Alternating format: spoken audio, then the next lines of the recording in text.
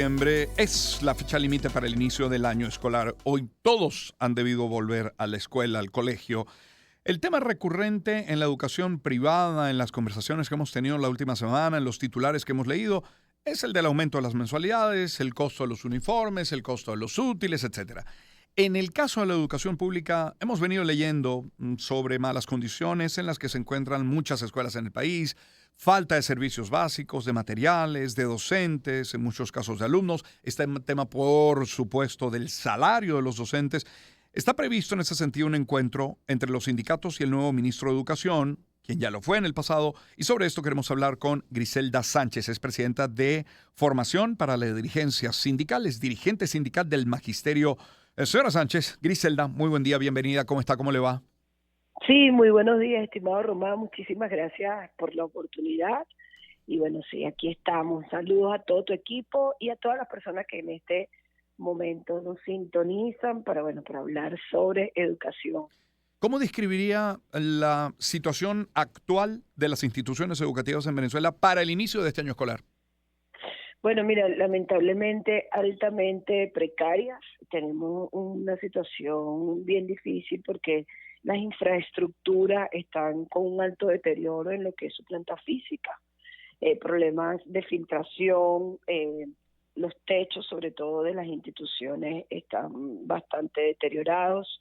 Muchas escuelas que no tienen baños, no tienen agua. Estuvimos haciendo un recorrido desde que iniciaron las clases para acá y hemos encontrado escuelas con un importante deterioro en lo que es su planta física. Ujú. Los servicios de agua y luz son prácticamente inexistentes. De cada 10 escuelas que nosotros visitamos, 7 tienen el mismo problema. Ujú. Las Bricomiles lamentablemente no llegaron a todas las o al grueso de las escuelas públicas del país. Héctor Rodríguez habla de 8.000 escuelas recuperadas. No sabemos realmente cuáles fueron esas escuelas, dónde están.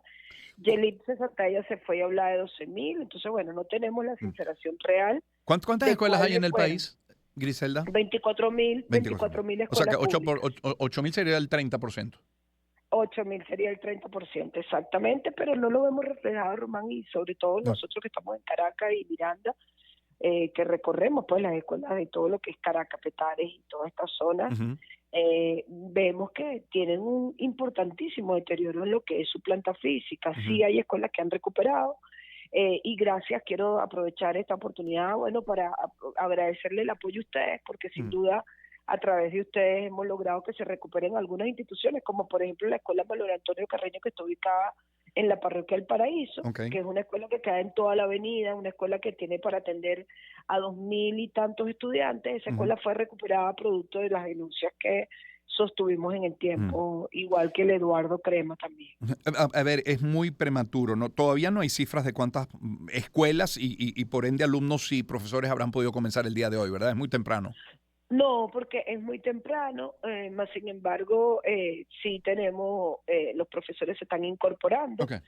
El primer día de clase que fue, o sea, el primer día de trabajo que fue el 16 de septiembre, la ausencia fue muy grande, solamente el 30% Wow. se presentó, Ya. pero en el transcurso de la semana se fueron presentando los maestros. Y te puedo decir hoy que sí, que los docentes están dispuestos a continuar. Tengo que decir que la nómina es de 487.000 docentes activos a nivel nacional, Ujú. y que los docentes están dispuestos a continuar, pero con el plan de contingencia que cerramos el año pasado, producto de que el salario que estamos devengando hoy actualmente no permite que los maestros puedan estar todos los días en la escuela. Un maestro en Venezuela, para los que nos escuchan, está devengando hoy entre 7, 10, $15 mensuales, es decir, es insuficiente, no le permite al docente movilizarse todos los días, Ujú. y le ha tocado pues al maestro también reinventarse para poder No, sufragar los gastos propios y los de su eso. familia. Y ese es un punto, porque no es solo, es Griselda Sánchez que nos acompaña, no es solo un asunto de escuelas, no es solo un asunto de infraestructura, no es solo un asunto de servicios.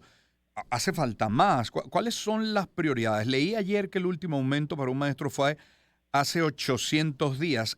¿Cuánto gana un maestro el día de hoy?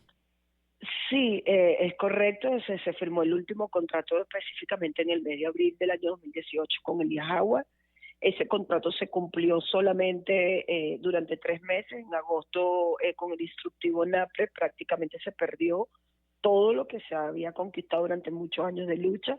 Tengo que decir que los maestros en Venezuela durante años han tenido que luchar, pero que un maestro ganaba, en Venezuela un maestro ganaba, podía ganar $1,000, $800, $2,000, $1,500, es decir, perdió todo su poder adquisitivo y es muy lamentable que nosotros tengamos, por ejemplo, docentes jubilados hoy que educaron a sus hijos, que pudieron comprar casas, vehículos, que pudieron estudiar para pagarse sus posgrados, que hoy no tengan ni siquiera cómo comprar un atamén, una medicina. O sea, es muy lamentable y queremos solidarizarnos además con ellos porque lo dieron todo, porque fueron los que nos formaron, los que nos prepararon a nosotros, y que ellos hoy tengan que estar dependiendo de sus hijos, de sus nietos, es muy lamentable.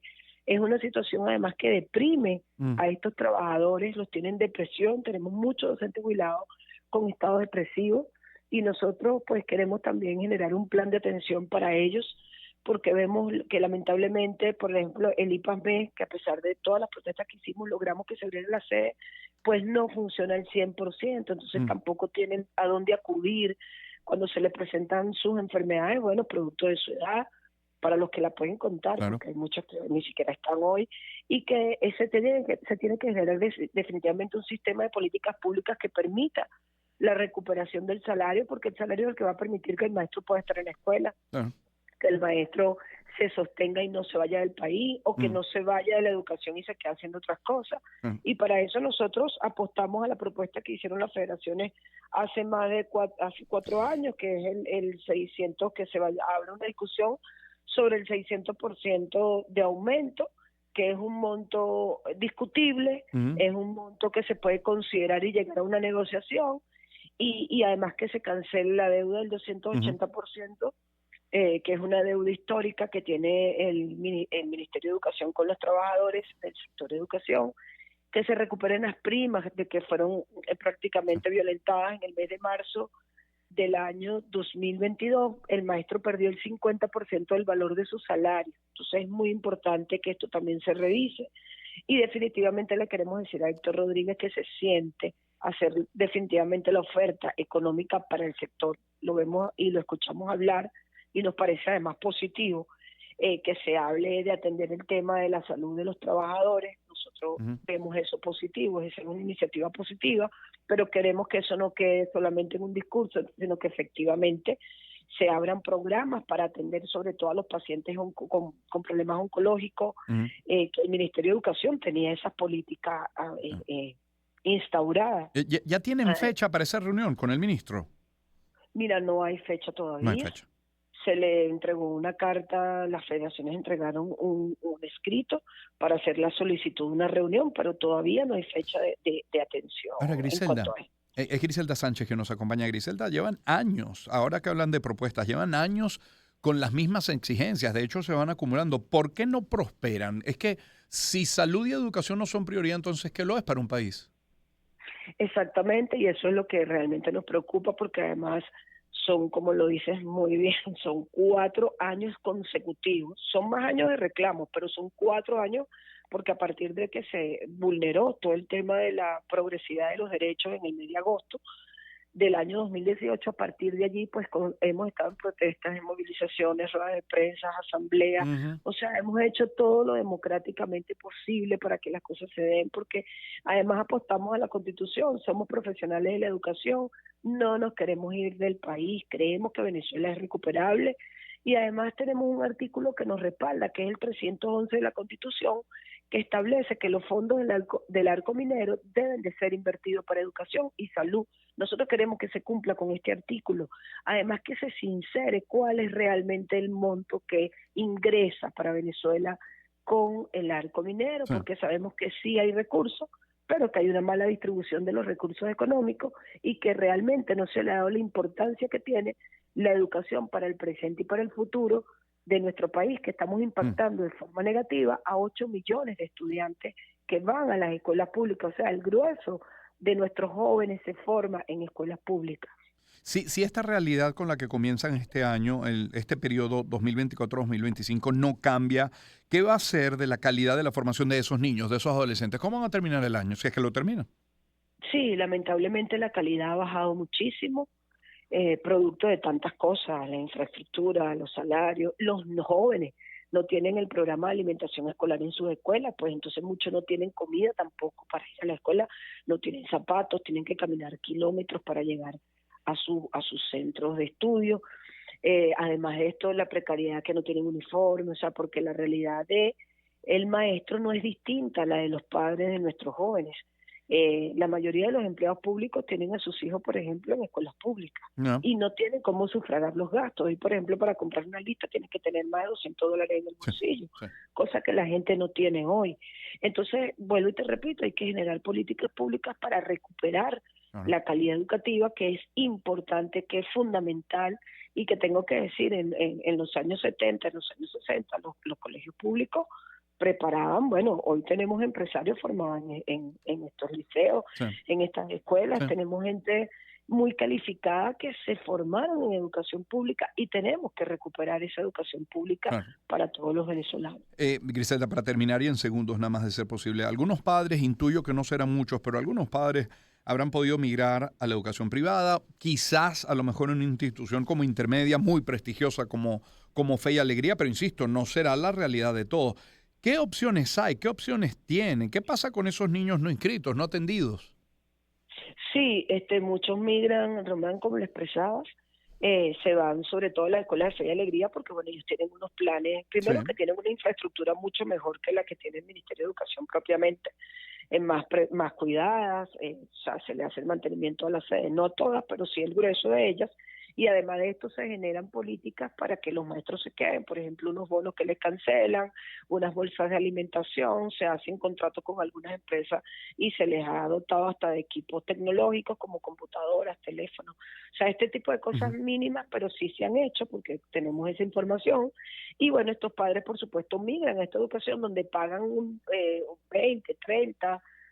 Sin embargo, también hemos escuchado que los aumentos han sido fuertes y ha habido quejas por esto, pero bueno, va a haber quejas siempre porque el tema de la recuperación económica del salario de los trabajadores es fundamental para que ellos puedan continuar, para que puedan sostenerse y sostener a su familia. Entonces, lo que queremos es que definitivamente se abra un espacio para hablar de educación y que se entienda la importancia que tiene la misma para todos los ciudadanos, claro, Román, porque vivimos aquí, porque no tenemos seguro, porque los médicos que nos van a atender en los hospitales ujú. pasaron por las manos de educadores, y porque definitivamente sin eso, sin educación no hay posibilidades de presente y futuro para nadie. Por eso la importancia de seguir en esto, y creemos que sí es posible discutir y hacer que se hagan ofertas económicas que sean viables, Ujú, que sean alcanzables para ir progresivamente recuperando el salario, que es lo principal ujú. que nos permite pues que el maestro pueda estar en la escuela. El maestro con salario puede ir al médico, puede pagar su consulta, puede movilizarse, puede ir a la escuela y salir de una escuela para otra y así sucesivamente. Griselda, muchísimas gracias por el tiempo esta mañana. Feliz semana. Un A gusto. ustedes, gracias, Román. Un Bueno. gusto. Griselda Sánchez es presidenta de formación para la dirigencia sindical, dirigente sindical del magisterio a propósito de este inicio de clases. Espero que